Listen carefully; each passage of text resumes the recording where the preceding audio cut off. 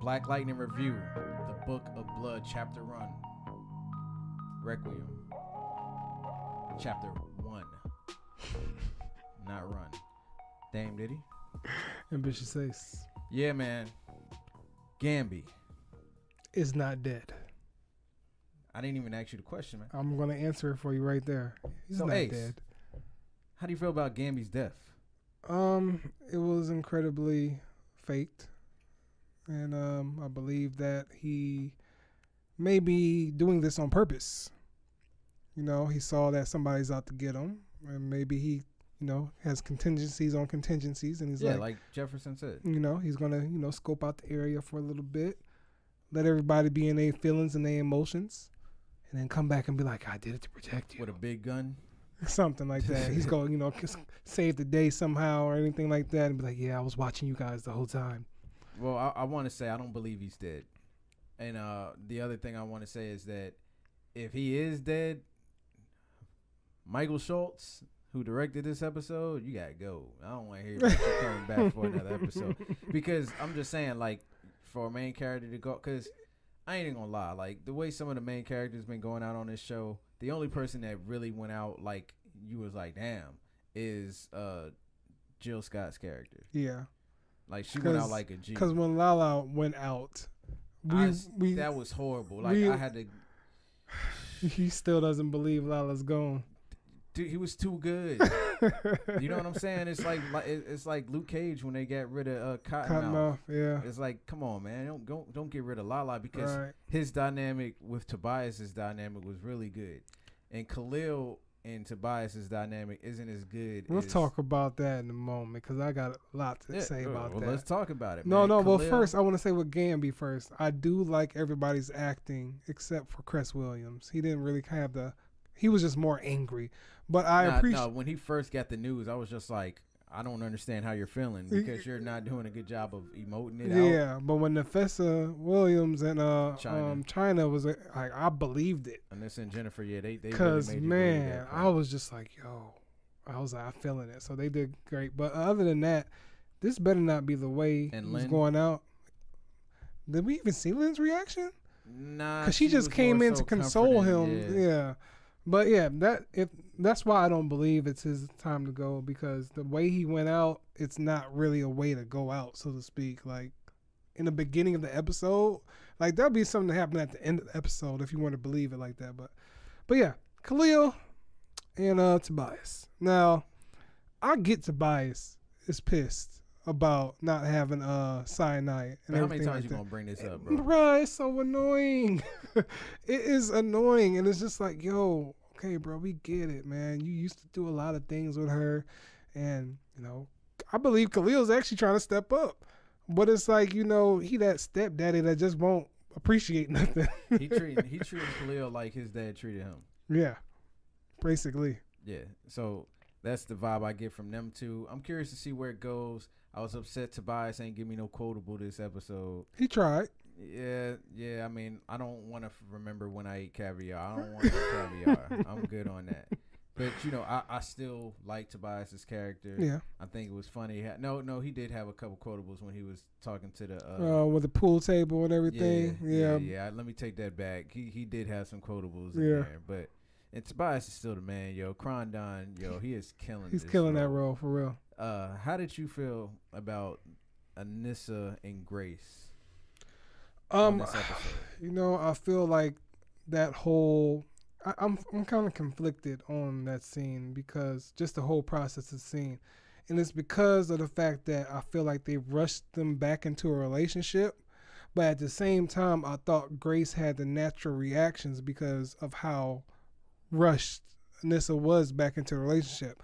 So even though I don't like how it was written, I do like Grace's reaction because it's just like, yo, you're not about to come over just because you and your sorrows and all like that. But she did let her come over and she let her hit. Yeah, that's why I don't like the writing. I mean, it's kind of believable, but in a way it's just like, yo, in episode 2 you was all over this chick. Then episode 3, just because your sister said you need some soul or whatever she was saying, now you want to go back to Grace. And now that something happened to your uncle, you want to go confide in Grace, but you ain't really won that respect back. So it was just kind of really convoluting with the writing and emotions, and I just really even liked how that was delivered. Yeah. I just felt it was weird that, Grace would allow herself to be used in such a manner. 'Cause that's the vibe it came off on. You know what I'm saying? Just because she just came in the house crying, I lost my uncle. Yeah. And she tried to hit her with like one of the super smoothest Mac But did you lines. look at Grace that whole scene? She really did not look like she wanted it. it. Yeah, she was just like, I don't even want you here. Along with it. She's just like, yo, I'm just gonna let you do this. That's peer pressure. Anissa used her powers when she to the wall. But she didn't breathe though. We didn't hear that. So I definitely want to ask you about the scene with Lynn, the interaction between Lynn and Jace. Oh, you mean when she slapped her? Yeah. I mean, just the whole thing in general with I felt Lynn it coming. Take her time. I felt it coming. Getting the procedure Because I'm like, ain't no way you go walk in and say, oh, I figured it out. Yeah, this and that. I was just like, yo, BS. Come on now. So I feel like Lynn walked right into that. And I really couldn't blame her. I mean, she set her up perfectly. She gave her what she wanted to hear just so she can do what she wanted to do. Yeah, absolutely. I was so happy when Lynn punched her. I wish it would have happened a little bit more. I wish she would have like how Jefferson was in the bar. Like that's how she should have hit, like bam, bam, yeah. Because it's like you literally just killed half. Yeah, she said only 14 survived. Yeah, crazy. And that was just straight foul. She man. I mean, I'm pretty sure that angle's not over with, but I'm curious to see where it goes because that's probably one of the more interesting developments on this episode for the rest of the season. Yeah. How do you feel about Khalil and Jennifer right at this moment? I'm annoyed. I'm really annoyed because it's just like, I don't know, unless they're trying to set something up that's going to happen later along the line, I feel like it's kind of redundant for her to keep trying to confide in him or him trying to confide in her. But I kind of get it because he's kind of being bullied by Tobias. So he just has to have somebody to talk to. But at the same time, Jennifer knows that he is not a friend of the family, so to speak. And if he finds out too much... She's being held captive by her family. Yeah, but still, what happened to the so-called best friend? Is she gone now? I mean, she don't like... People with powers, green light babies or whatever. She had to have some more friends. You just got to confine to Khalil. I mean, it's just kind of like... Especially the Queen of Garfield. You think she got some friends. Yeah, so it's just like, okay, unless this is going somewhere, I don't know. But I don't know if this is just Khalil kind of teetering between being with Tobias or not. I wonder if he's going to find out about her powers and what that's going to do to their relationship. Because if he puts two and two together, oh, you must be the son of Black or the daughter of Black Lightning. So that's just what I may be thinking ahead too much. That may be my fault, but I'm just like, where is this going to make sense down the line? Yeah, I don't know. That's one of the things I guess we're just going to have to keep watching. Yeah. But I am curious to hear what you think about Henderson and Jefferson's relationship right now at this moment, because I just feel some type of way when like the inevitable happens, like Henderson telling Jefferson, "Let me handle it." Like, motherfucker, you ain't got no power. you know what I mean? Like, it's like one of those moments, and it's just like, how do you feel about that? I kind of feel like Henderson, in his own kind of way, is trying to say, "You've been doing a lot. I will need you to take a back seat for a while. Now that I know that you're Black Lightning, and I've known that everything you've done, let me handle this." So I kind of feel like it's him, like, because it's kind of like even that scene where Jefferson was just like, yo, everything that I've given up for the city, everything, I just feel like they just keep taking and taking. Mm-hmm. And I can't think Henderson's kind of picked up on that, even though he's still kind of upset.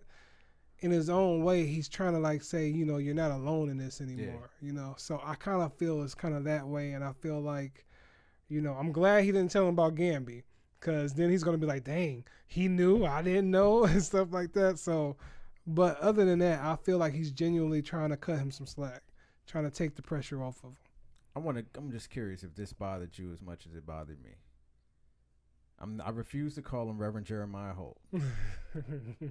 So when Pinky was walking with Reverend Anissa, Pinky, You're telling me he didn't recognize? I was thinking that the whole time. When he's talking to her? Like right in her eyes. To him in the office. The same tone, same way, everything. Nah. He got to be the dumbest pastor on the planet because normally pastors know everybody in their church. He's just thinking about that money. That's all it is. But yeah, what do you think was going to be the development with all that? Especially with the boy coming in and falling. They got the little silver ooze. Now that is what I guess is. I'm like, is adamantium coming out of his eyes or something? I'm assuming that this is the arc for this next couple episodes. Right. The bad blood. Yeah. I don't know what it is, but it looks like everybody from that town is corrupted because when Anissa pulled over for that cop. She did that smooth 180. Oh, hell no. She did the straight black move right there. Yeah, exactly. If that was Flash or Arrow, they would have investigated a little bit more. She said, oh, hell no, I'm leaving. Yeah. As soon as she saw something wrong, she was out. Yeah. And I was like, yeah, you know she black. Yep. You know. But that was kind of creepy, though. She saw all those things, like, moving in the background real fast. Like, I would have did a 182. But back to that, I'm very interested to see what that's going to deal with because that was kind of creepy. I don't know if this is going to be some green light related issues or this is going to teeter more into the supernatural aspect of the show. I'm interested to see where it's going to go. That alone is interesting. It just kind of ended abruptly on that part of the episode. Yeah, I'm curious to see what happens next with Tobias making a donation to move the area, the hospital. I'm assuming so he can have his gang enjoy the territory. I don't know for sure. You know, I like 2-Bit's character a lot. I like him and Jefferson's interactions. Yeah. Hey, man, let me come in here. I could have shot you. Yeah. If I owned a gun. Yeah. Legally. Legally. You know what I'm saying? Like, yeah. It's just like, you know, funny aspects like that. Yeah. I hope when they bring Gambi back, it's in a meaningful way. If I find out that he's dead, then I'm really going to be pissed off at this show because it's like. Don't handle your deaths this way. It's not like I care a lot for the character. It's just right. If you just let him go out like that was really corny. Yeah. It was just like, come on, man. That was very, like, you ain't even give him a moment. Like, y'all gave, like, Jill Scott's character. Like, she went out like a G. Yeah, she did. And everybody else going out like suckers. Yeah. Sinai went out like a G, too. Yeah. So, you know, just keep it G status like that. Keep people going out, like, on a hardcore tip. Yeah. And as far as other than that, I can't really think of much else that happened in this episode that's really worth covering, per se. I mean, you know... I mean, aside from, you know, Anissa seeing how Jefferson's dealing with Gambi and dying, and we forgot to in each other. And we forgot to touch on the fact that I guess Grace is kind of affected with the problems of this new community, I guess, in a say. So I guess, but hers wasn't gray. It right? Like her skin was just disappearing or something. So I don't know if that's, you know, the meaning why we have that scene just to find out that moment, but. That is kind of interesting, but still, I don't know if that's the reason why she's pulling herself away from Anissa. But maybe that can be the one thing to bring them together. I don't know. We'll see. Yeah, I'm not really sure. I know we don't do it every week, but how would you feel about grading this episode? Like, where were you? I'll give it a dash. I feel like we got some supplemental drama information here and there. But this is kind of feel like just one of those passable episodes that's like, you know, it had its high moments. It tried to rise on the stakes of the disappearance, I'm going to say, of Gambi. And I think the actors did well to portray their feelings and emotions. But us, the viewers, know, like, you know, he's not dead. So it's just like, you know, the fact that, you know, it being a TV show and we know that common, you know, fake out death trope and everything like that, I kind of watered it down. But other than that, the pacing of this episode and just some of the plot inconsistencies, I wouldn't even say plot, just character inconsistencies and just the way things are being brought together just kind of annoys me a little bit. Y'all say we be hard on this, but I'm just saying it's just really convoluted right now. I just wanted to be really good. Yeah. You know, I feel like this show is great and has the potential to be even greater.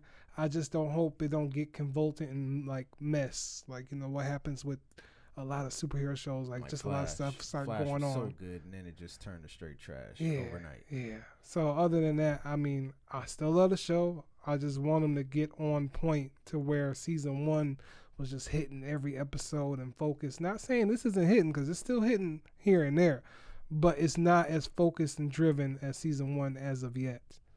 Yeah, I give it a dash as well. mainly for all the same reasons you just said, so I'm not going to go and repeat all of them. Mm-hmm.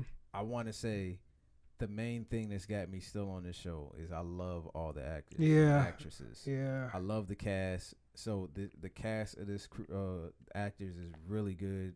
You know, it really feels like, you know, Jennifer and Jefferson are really like father and daughter. Yeah. You know, him and Anissa, we always talk about how good their chemistry is. Him and Lynn. Right. You know, all the chemistry, Crondon looking like a straight, you know, like ruthless individual. Like Henderson looking like the worried friend that's trying to hold a grudge but can't. Like everybody is nailing their role. Right. Just need the show to just be just as good as the actors portraying these roles. Agree. And I think they're highly capable of doing that because they've done it multiple episodes. I just felt like this episode was a little more on the, if I would have missed it and watched next week, I don't feel like you missed much. I missed out a lot. Right. You know, because it felt like, you know, kind of skippable in a sense. Yeah, I agree. Let us know in the comments how y'all felt about this episode. If we're being too hard on it, let us know why. Do y'all agree with us on some of these things? How do y'all feel about Lynn putting a smack down on, you know, Dr. What is her name? Jace. Dr. Jace candy ass. Yeah. And then, you know, let us know about some other things and where y'all think this show is headed. Yeah. And if we're being too hard, let us know. All right. Because we're going to keep doing it. Yep. All right, y'all. All right. Peace. Peace.